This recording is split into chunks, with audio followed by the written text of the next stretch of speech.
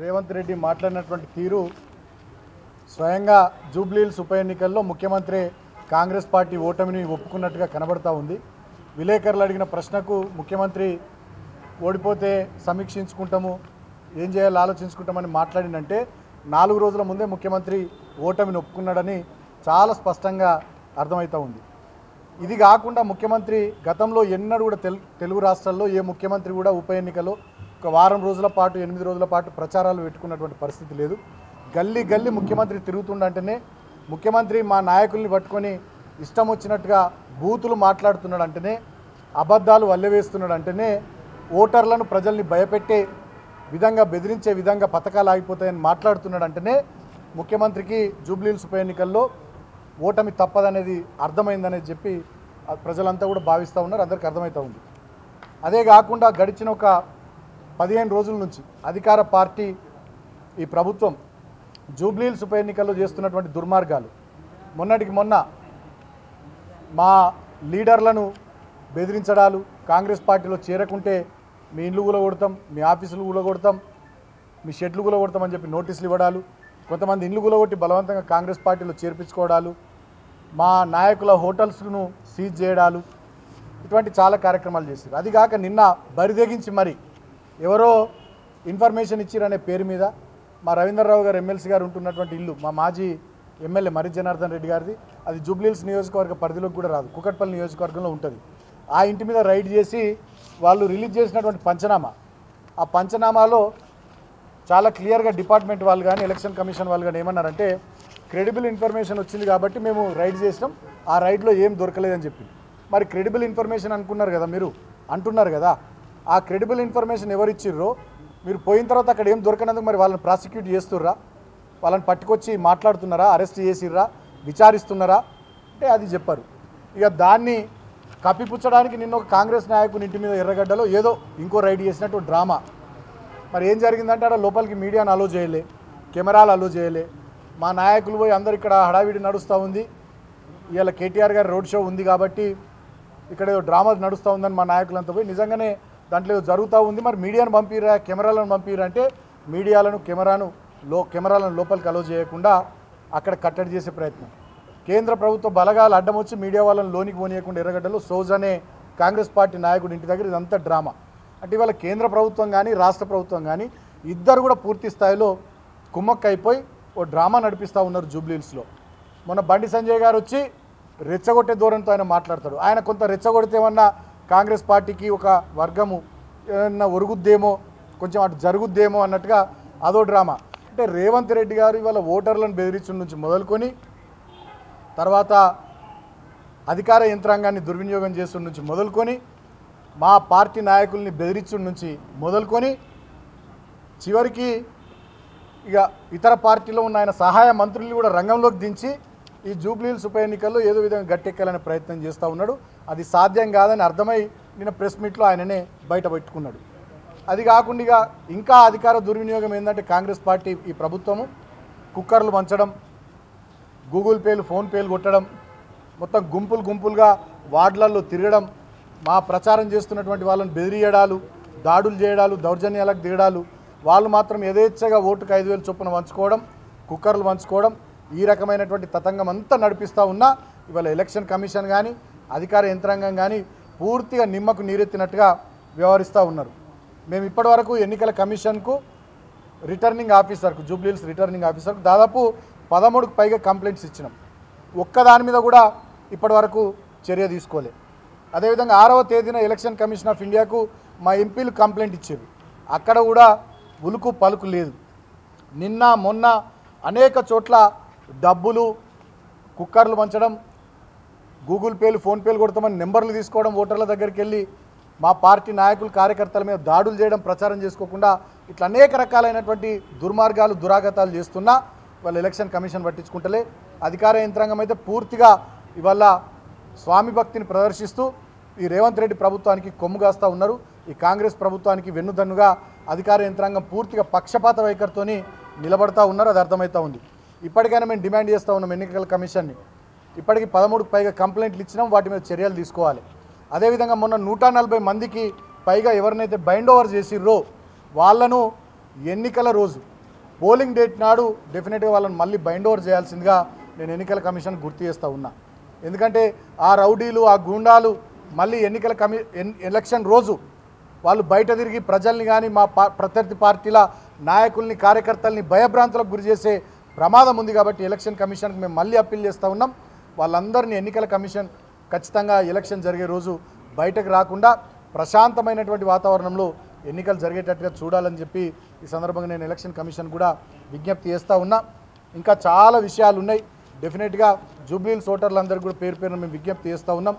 6 గ్యారంటీలు అని చెప్పి 420 హామీలు అని చెప్పి రకరకాల డిక్లరేషన్ల పేరిట తెలంగాణ ప్రజల్ని వంచి మోసం చేసిన ఈ కాంగ్రెస్ పార్టీకి ఈ 11వ తేదీ నాడు 4 కోట్ల తెలంగాణ ప్రజల తరపున 4 లక్షల మంది మీరు ఓటర్లు బుద్ధి చెప్పి అరుదైనటువంటి అద్భుతమైనటువంటి అవకాశం వచ్చింది. దీన్ని సద్వినియోగం చేసుకోవాలని చెప్పి జూబ్లీహిల్స్ ఓటర్లకు బీఆర్ఎస్ పార్టీ తరపున విజ్ఞప్తి చేస్తూ పోలీసులను కూడా మేము కోరుతూ ఉన్నాం.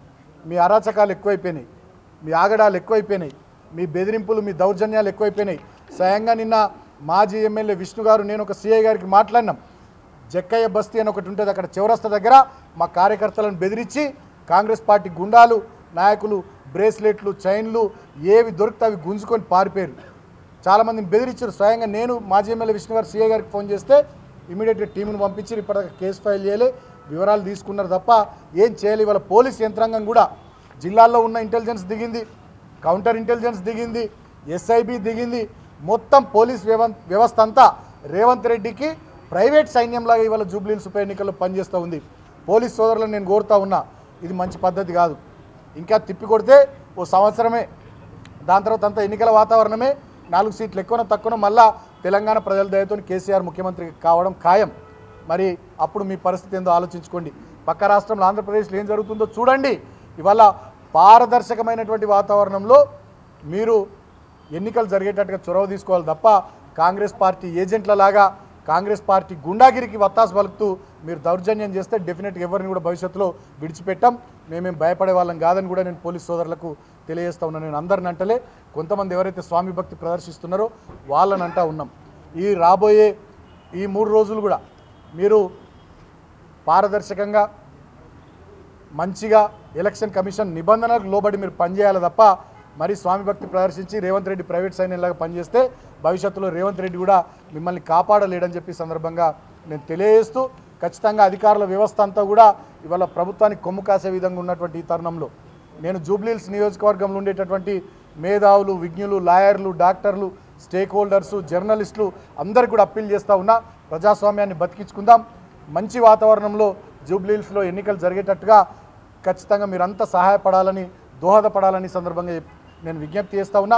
ముఖ్యమంత్రి మాటలతోని, కాంగ్రెస్ ప్రభుత్వంలోని మంత్రుల చేతలతోని, పోలీసు కాంగ్రెసు గూండాగిరి దౌర్జన్యాలతోని స్పష్టంగా ఒకటి అర్థమవుతా ఉంది, జూబ్లీహిల్స్ ఉప ఎన్నికల్లో బీఆర్ఎస్ పార్టీ గెలవబోతుందని. దాన్ని ఎలాగైనా దానికి అడ్డుకట్ట వేయాలనేటటువంటి ఈ రకరకాల కుట్రలు జరుగుతూ ఉన్నాయి. డెఫినెట్గా ఈ కుట్రలన్నింటినీ కూడా జూబ్లీహిల్స్ నియోజకవర్గ ఓటర్లు ఛేదిస్తారని చెప్పి సందర్భంగా నేను తెలియజేస్తూ మళ్ళొక్కసారి ఎలక్షన్ కమిషన్కి అప్లై చేస్తూ ఉన్నాం. ఎవరినైతే గతంలో 140 మందిని బైండ్ ఓవర్ చేసిర్రో ఎన్నికల కమిషను ఎలక్షన్ రోజు వాళ్ళందరినీ కూడా మరి బయట ఉండకుండా లోపల ఉండేటట్టు చూసుకోవాలి. ఇప్పటికి మేము ఇచ్చిన 13 కంప్లైంట్ల మీద చర్యలు తీసుకోవాల్సిందిగా ఎలక్షన్ కమిషన్ కూడా కోరుతూ మంచి ప్రశాంతమైనటువంటి వాతావరణంలో ప్రజాస్వామ్యయుతంగా రాజ్యాంగానికి లోబడి జూబ్లీహిల్స్లో ఎన్నికలు జరిగే వాతావరణం ఉండేటట్టుగా ఎన్నికల కమిషన్ చొరవ తీసుకోవాల్సిందిగా మీడియా ద్వారా మేము బీఆర్ఎస్ పార్టీ తరఫున విజ్ఞప్తి చేస్తూ ఉన్నాం.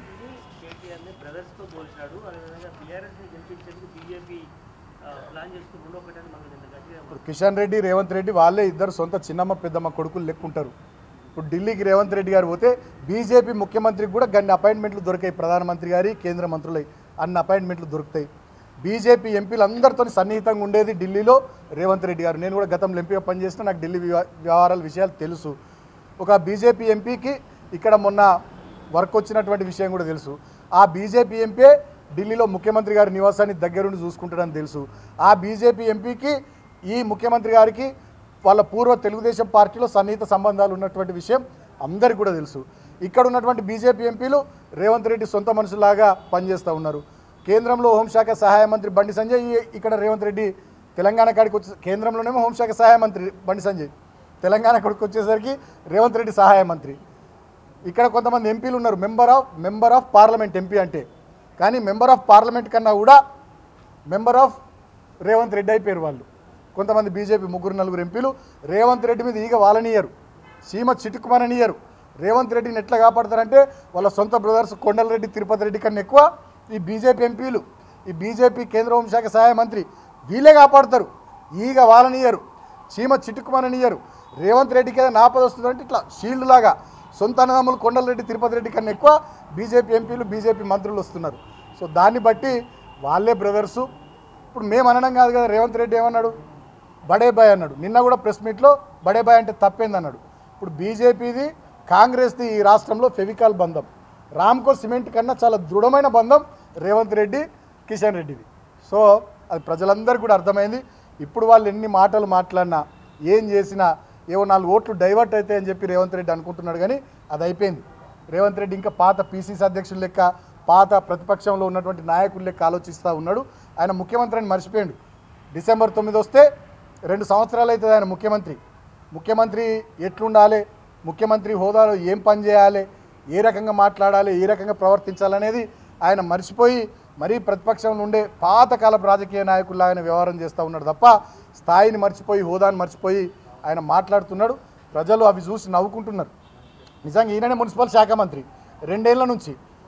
చెత్త అంతా హైదరాబాద్లో ఎందుకు ఉందంటాడు, మరి బాధ్యత నీదే కదా, మున్సిపల్ శాఖ నీ దగ్గరనే ఉంది కదా. ఈయననే హోంశాఖ మంత్రి. హైదరాబాద్లో డ్రగ్స్ ముంబై నుండి పోలీసులు వచ్చి పట్టుకొని పోయేదాకా చెర్లపల్లిలో 12,000 కోట్ల విలువైన డ్రగ్స్ ఈయనకు సోయి లేదు.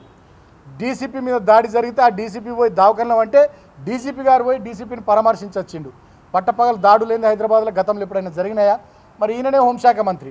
ఫీజు రియంబర్స్మెంట్ వస్తలేదని పిల్లలంతా రోడ్లు ఎక్కుతున్నారు, కాలేజీలో బంధులు ప్రకటిస్తున్నారు. ఈయననే విద్యాశాఖ మంత్రి. ఈయన చక్కదనానికి ఈయన ఎలగబెడుతున్న 3 శాఖల పరిస్థితి గట్లుంది. ఇక ముఖ్యమంత్రి సంగతి దేవుడెరుగు.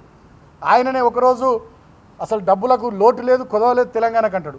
తెల్లారంగానే అప్పులు కూడా ఉడతలే, ఢిల్లీకి పోతే చెప్పులు బయట ఇడిచి లోపలికి పోతే చెప్పులు ఎత్తుకొని పోవడానికి వచ్చిన దొంగలు ఎక్కడ నన్ను చూస్తున్నారు అంటాడు. అంటే నిన్నటికి ఇవాళటికి అపరిచితుడు సినిమాలో లాగా రాము రెమో అపరిచితుడు 3 యాంగిల్స్లో ముఖ్యమంత్రి గారు మొత్తం కథనాన్ని అంతా కూడా రక్తి కట్టిస్తూ ఉన్నాడు. అది చూసి ప్రజలు ఎంజాయ్ చేస్తూ ఉన్నారు తప్ప ఇవాళ తెలంగాణ సమాజానికి కానీ, తెలంగాణ రాష్ట్రానికి కానీ ఈయన ఉరగబెడుతున్నది ఏమీ లేదు.